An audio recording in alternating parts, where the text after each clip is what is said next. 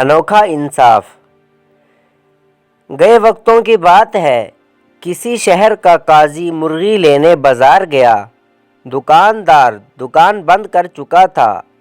وہ ایک گاہک کے لیے مرغی ذبح کر کے اس کا انتظار کر رہا تھا۔ قاضی صاحب نے کہا، یہی مرغی دے دو۔ دکاندار نے کہا، میں مرغی کے مالک کو کیا جواب دوں گا؟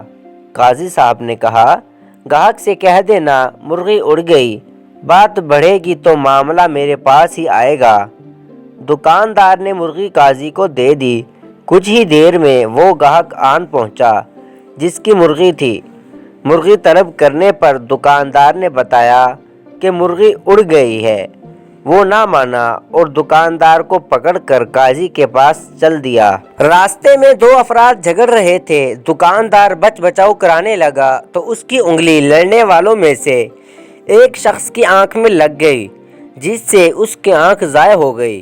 وہ یہودی تھا، سو وہ بھی اپنا معاملہ لے کر قاضی کی طرف ساتھ ہی چل پڑا۔ دکاندار بہت پریشان تھا کہ مرغی کے معاملے میں تو قاضی بچا لے گا، مگر اس معاملے میں کیا ہوگا؟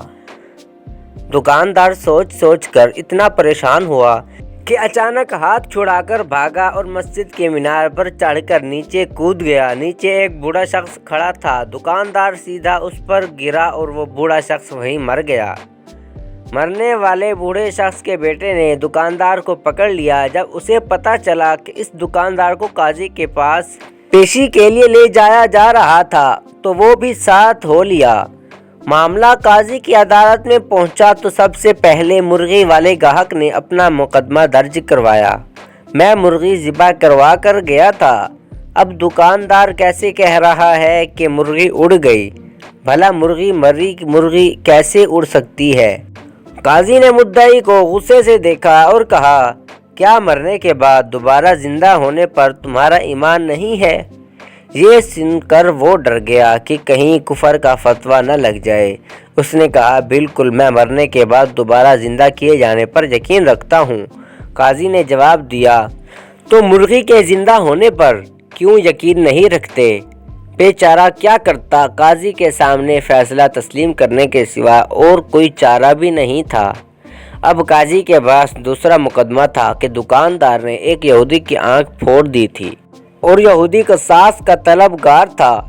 چونکہ یہودی کے لیے قصاص آدھا مقرر تھا، اس لیے قاضی صاحب نے فیصلہ سنا دیا، دکاندار نے یہودی کی ایک آنکھ پھوڑی ہے، اس لیے نصف قصاص دشوار ہوگا، بہتر ہے کہ دکاندار یہودی کی دوسری آنکھ بھی پھوڑ دے اور یہودی بدلے میں نصف قصاص یعنی دکاندار کی ایک آنکھ پھوڑے گا۔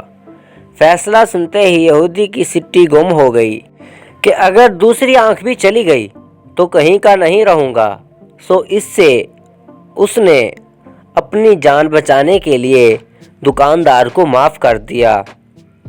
اب تیسرے مقدمے میں بوڑھے کا بیٹا قاضی کے روبرو پیش تھا۔ قاضی نے معاملہ توجہ سے سنا اور فیصلہ سنایا، دکاندار کو اس مسجد کے مینار کے آگے کھڑا کر دیا جائے اور مرنے والے بوڑھے کا بیٹا مینار کی اس کھڑکی سے دکاندار پر چھلانگ لگا کر اس کی جان لے لے اور اپنا قصاص وصول کر لے۔ بوڑھے کے بیٹے نے کہا، قاضی صاحب، اگر دکاندار ذرا سا بھی ادھر ادھر ہوا تو میری اپنی جان چلی جائے گی۔ قاضی نے جواب دیا، تمہارا باپ بھی تو ادھر ادھر ہو سکتا تھا نا۔